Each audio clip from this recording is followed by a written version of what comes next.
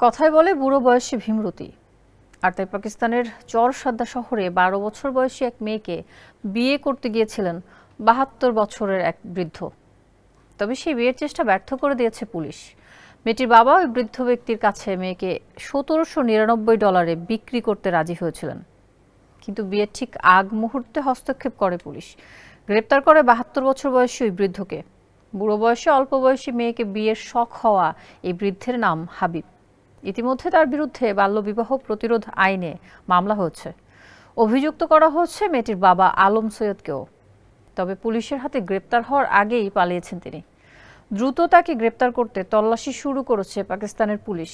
Walton fridge কিনে অনেকের মতো আপনিও হয়ে যেতে পারেন মিলেনিয়াল। সেরা পণ্যের সেরা অফার।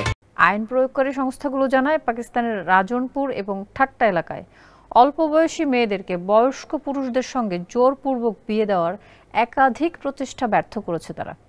গত ৬ মে সোয়াতে ১৩ বছরের মেয়েকে বিয়ে করার অভিযোগে ৭০ বছর বয়সী এক বৃদ্ধকে গ্রেপ্তার করে পুলিশ। মেয়েটিকে তার বাবা জোর করে বিয়ে দিতে গিয়েছিল।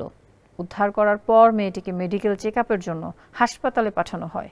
পাশাপাশি মেয়ের বাবাকেও হেফাজতে নেয় পুলিশ। গোটা পাকিস্তানেই বাল্যবিবাহ একটা বড় সমস্যা। দেশটিতে ১৮ বছর না পেরোতেই বিয়ে দিয়ে দেওয়া হয় অন্তত ৩০% মেয়ের। যদিও সে দেশে বিয়ের ন্যূনতম বয়স ১৬, কিন্তু এর আগেও বিয়ে হয়ে যাওয়ার অভিযোগ অহরহ শোনা যায়। ইউনিসেফের পরিসংখ্যান বলছে, ১৮ বছরে পৌঁছানোর আগেই বিয়ে হয়ে গিয়েছে প্রায় ১,৯০,০০,০০০ পাকিস্তানি মেয়ের।